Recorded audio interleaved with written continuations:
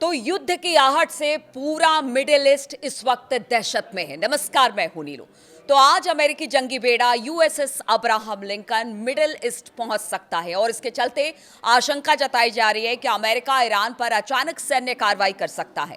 अमेरिकी गतिविधियों के जवाब में ईरानी सुप्रीम काउंसिल के जावेद अकबरी ने कहा कि मिडिल ईस्ट में अमेरिका के सभी सैन्य अड्डे ईरान के निशाने पर हैं। हमारी मिसाइलें आदेश के इंतजार में दुश्मन पर गरजने को तैयार हैं। तो यूएसएस अब्राहम लिंकन, जिसे कि CVN 72 के नाम से भी जाना जाता है, निमित्ज क्लास का न्यूक्लियर एनर्जी के ऑपरेटिव होने वाला एयरक्राफ्ट कैरियर है और यह अमेरिकी नौसेना के कैरियर स्ट्राइक ग्रुप 3 का नेतृत्व करता है। इसे दुनिया के सबसे शक्तिशाली समुद्री टुकड़ियों में माना जाता है। अब्राहम लिंकन के साथ कई डेस्ट्रॉयर, जहाज और न्यूक्लियर पनडुब्बियां भी साथ साथ चल रही हैं। एयरक्राफ्ट कैरियर में 48 से 60 F/A-18 फाइटर जेट मौजूद है, ऐसा बताया जा रहा है, और ये बिना ईंधन भरे 2300 किलोमीटर दूर तक हमला कर सकता है। अब जिस तरह से अब्राहम लिंकन की मूवमेंट लगातार आगे बढ़ रही है और कहा जा रहा है कि कभी भी ये मिडिल ईस्ट पहुंच सकती है, इससे आशंका और प्रबल हो गई है। रॉयटर्स की रिपोर्ट के मुताबिक यूएस एयरफोर्स के जॉर्डन में कम से कम इस वक्त 15 F-15 फाइटर जेट्स तैनात किए गए हैं।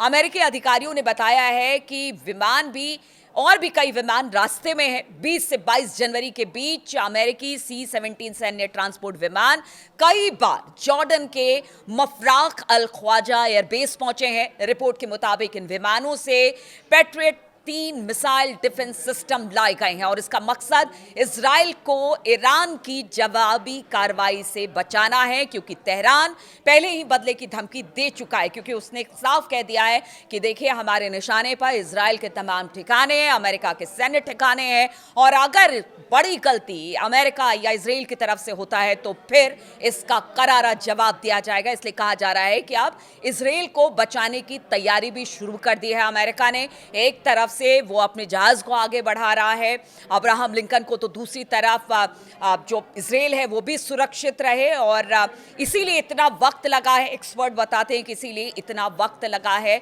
और इन सारे डिप्लॉयमेंट्स करने के कारण, और अब अमेरिका इसके लिए तैयार ईरान पर हमले के लिए दिखाई दे रहा है।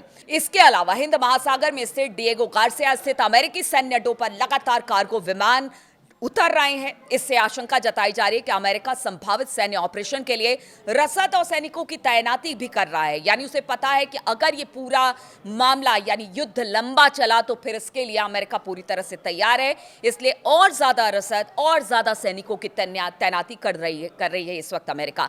एक अधिकारी ने रॉयटर्स को बताया कि मिडिल ईस्ट में अतिरिक्त एयर डिफेंस सिस्टम तैनात करने पर भी विचार चल रहा है, ताकि इसके इलाके में मौजूद अमेरिकी सैन्य ठिकानों को ईरान के संभावित हमले से बचाया जा सके।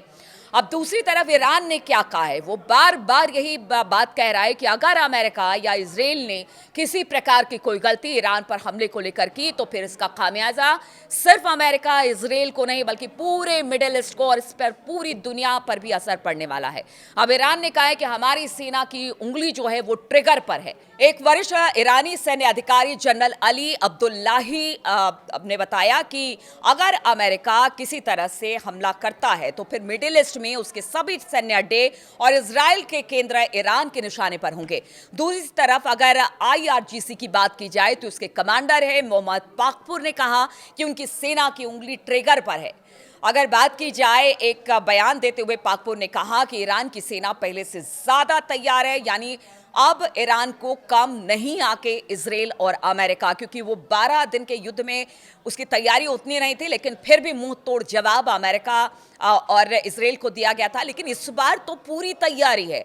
अगर अमेरिका और इजराइल ने किसी तरह से हमला किया तो फिर तैयारी ऐसी कि आग लगाने की बात ईरान की तरफ से की जा रही है। यूएसएस अब्राहम लिंकन की तैनाती के साथ साथ पेंटागन ने ईरान के आसपास अपनी सैन्य मौजूदगी और मजबूत कर दी है। क्षेत्र में अतिरिक्त लड़ाकू विमानों की तैनाती की गई और सैन्य कार्गो उड़ानों के जरिए लॉजिस्टिक सपोर्ट भी बढ़ाया गया है। इससे अमेरिका के हवाई हमले, सटीक मिसाइल स्ट्राइक और मजबूत डिट्रेस विकल्प उपलब्ध हो गए हैं। ईरान ने अमेरिकी तैनाती पर कड़ी प्रतिक्रिया देते हुए चेतावनी दी है कि यदि उस पर कोई सैन्य हमला किया गया तो फिर उसका जवाब निर्णायक और कठोर होगा, और इस चेतावनी के बाद पूरे मध्य पूर्व तेल आपूर्ति समुद्री मार्गों की सुरक्षा क्षेत्रीय स्थिरता को लेकर अब चिंता बहुत ज्यादा बढ़ गई है। तनावपूर्ण हालात के बावजूद अमेरिका ने संकेत दिया है कि बातचीत का विकल्प अभी पूरी तरह से बंद नहीं हुआ है। एक वरिष्ठ अमेरिकी अधिकारी ने कहा कि ईरान को अच्छी तरह पता है बातचीत के लिए शर्तें क्या होंगी और अब फैसला तेहरान को करना होगा। तो देखिए, बातचीत की बात कर रहे हैं, लेकिन वो भी धमकी भरे लहजे में अमेरिका के अधिकारी। उनका कहना है शर्तें पहले जैसी हैं, मान लो तो ठीक, वरना युद्ध की स्थिति आ जाएगी। अब इसे लेकर आशंकाओं का बाजार गर्म है कि अगर किसी तरह से अमेरिका ने हमला किया तो फिर आखिर होगा क्या। इस पर लगातार मेरी नजर बनी रहेगी। मैं आपको लगातार अपडेट्स देती रहूंगी। फिलहाल बहुत बहुत शुक्रिया आप सभी का हमारे साथ जुड़ने के लिए।